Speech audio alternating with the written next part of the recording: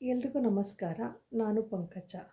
ಇವತ್ತು ಕಳಿಲೆ ಪಲ್ಯನ ಯಾವ ರೀತಿ ಮಾಡೋದಂತ ನೋಡೋಣ. ಇದನ್ನು ಕೆಲವರು ಕಳಿಲೆ ಅಂತಾರೆ, ಕೆಲವರು ಕಣಿಲೆ ಅಂತಾರೆ. ಒಟ್ಟಲ್ಲಿ ಇದು ಬಿದಿರು ಇರುತ್ತಲ್ವ, ಬಿದಿರಿನ ಚಿಗುರಿಂದ ಈ ಪಲ್ಯ ಮಾಡ್ಬೋದು. ಇದು ಸಾಮಾನ್ಯವಾಗಿ ಜೂನ್ ಜುಲೈಯಲ್ಲಿ ಸಿಗುತ್ತೆ.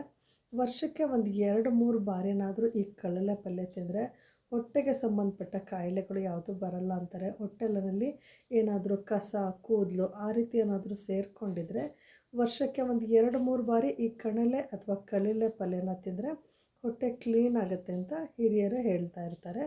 ಬನ್ನಿ ಹಾಗಾದರೆ ಈ ಕಳಿಲೆ ಪಲ್ಯಕ್ಕೆ ಯಾವ್ಯಾವ ಪದಾರ್ಥ ಹಾಕಿ ಮಾಡ್ಬೋದಂತ ನೋಡೋಣ. ಜೊತೆಗೆ ಕಡಲೆ ಪಲ್ಯನ ಮಾಡ್ಕೊಳ್ಳೋದಕ್ಕೆ ಸ್ವಲ್ಪ ಕೆಲವು ನಿಯಮಗಳಿದೆ. ಅದನ್ನು ಫಾಲೋ ಮಾಡ್ಕೊಂಡು ಮಾಡಿದ್ರೆ ತುಂಬ ರುಚಿಯಾಗಿ ಬರುತ್ತೆ, ತುಂಬಾ ಸರಿಯಾಗಿ ಬರುತ್ತೆ.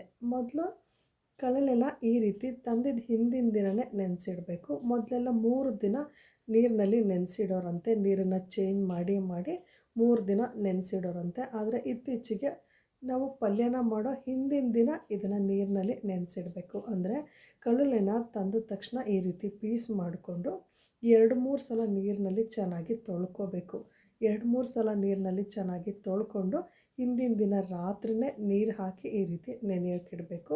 ಯಾವಾಗ ಪಲ್ಯ ಮಾಡ್ತೀವಿ ಆವಾಗ ಮತ್ತೊಂದು ಸಲ ಚೆನ್ನಾಗಿ ಸ್ವಲ್ಪ ಉಪ್ಪು ಹಾಕ್ಕೊಂಡು ನೀರಲ್ಲಿ ತೊಳ್ಕೊಬೇಕು. ನೋಡಿ, ನಾನು ಈ ರೀತಿ ಹೆಚ್ಕೊಂಡಿದ್ದೀನಿ. ಅದರಲ್ಲಿ ಸ್ವಲ್ಪ ಗಟ್ಟಿಯಾಗಿರೋ ಪದಾರ್ಥ ಸಿಕ್ಕರೆ ತೆಗಿಬೇಕಾಗುತ್ತೆ, ಅಂದರೆ ಸ್ವಲ್ಪ ಬಲ್ತಿರೋ ಬಿದಿರಿದ್ರೆ ತೆಗಿಬೇಕಾಗುತ್ತೆ. ಒಟ್ಟಲ್ಲಿ ಎಳೆಯ ಚಿಗುರಿರಬೇಕು ಬಿದಿರಿಂದು.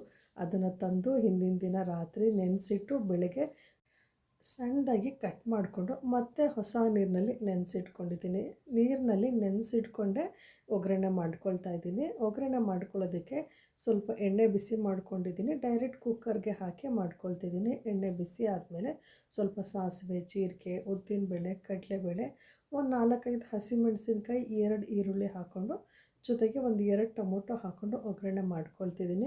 ಕಳುಲೆ ಜೊತೆಗೆ 1 ಬಟ್ಲಷ್ಟು ನೆನೆಸಿರುವಂತಹ ಕಡಲೆಕಾಳು ಹಾಕಿದ್ರೆ ಒಳ್ಳೆ ಕಾಂಬಿನೇಷನ್ನು. ಮೊದಲು ಅಷ್ಟೇ ನಮ್ಮ ಮನೇಲಿ ನಮ್ಮ ಅಜ್ಜಿ ಅಮ್ಮ ಎಲ್ಲ ಮಾಡ್ತಿದ್ದಿದ್ದು ಕಡಲೆಕಾಳು ಜೊತೆಗೇ.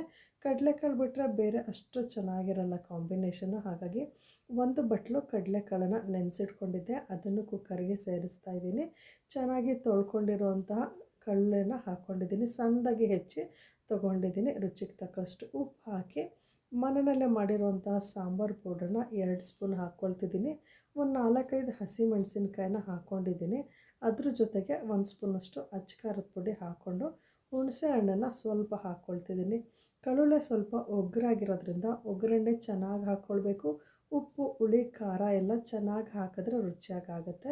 ಇಲ್ಲಾಂದರೆ ಸ್ವಲ್ಪ ಒಗರು ಅನಿಸುತ್ತೆ. ಹಾಗಾಗಿ ಹಸಿಮೆಣಸಿನ್ಕಾಯಿ ಹಾಕಿದ್ರೂ ಮತ್ತು ಅಚ್ಚ ಪುಡಿ ಹಾಕ್ಕೊಂಡು ಟೊಮೊಟೊ ಹಾಕಿದ್ರೂ ಸ್ವಲ್ಪ ಹುಣಸೆ ಹಣ್ಣನ್ನು ನೆನೆಸ್ಕೊಂಡು ರಸ ಸೇರಿಸ್ಕೊಂಡಿದ್ದೀನಿ. ಸ್ವಲ್ಪ ತೆಂಗಿನಕಾಯಿ ತುರಿ ಹಾಕಿ ಚೆನ್ನಾಗಿ ಮಿಕ್ಸ್ ಮಾಡಿಕೊಂಡು ಉಪ್ಪನ್ನು ನೋಡಿಕೊಂಡು ಮತ್ತೊಂದು ಸ್ವಲ್ಪ ಉಪ್ಪು ಕಮ್ಮಿ ಆಗಿದೆ ಅಂತ ಅನ್ನಿಸ್ತು, ಮತ್ತೊಂದು ಸ್ವಲ್ಪ ಉಪ್ಪನ್ನು ಸೇರಿಸ್ಕೊಂಡು ಚೆನ್ನಾಗಿ ಮಿಕ್ಸ್ ಮಾಡ್ಕೊಳ್ಬೇಕು. ನೋಡಿ, ಈ ರೀತಿ ಚೆನ್ನಾಗಿ ಮಿಕ್ಸ್ ಮಾಡಿಕೊಂಡು ಕುಕ್ಕರ್ ಲಿಡ್ನ ಕ್ಲೋಸ್ ಮಾಡಿಕೊಂಡು 2 ವಿಷಲ್ ಕೂಗಿಸ್ಕೊಂಡಿದ್ದೀನಿ.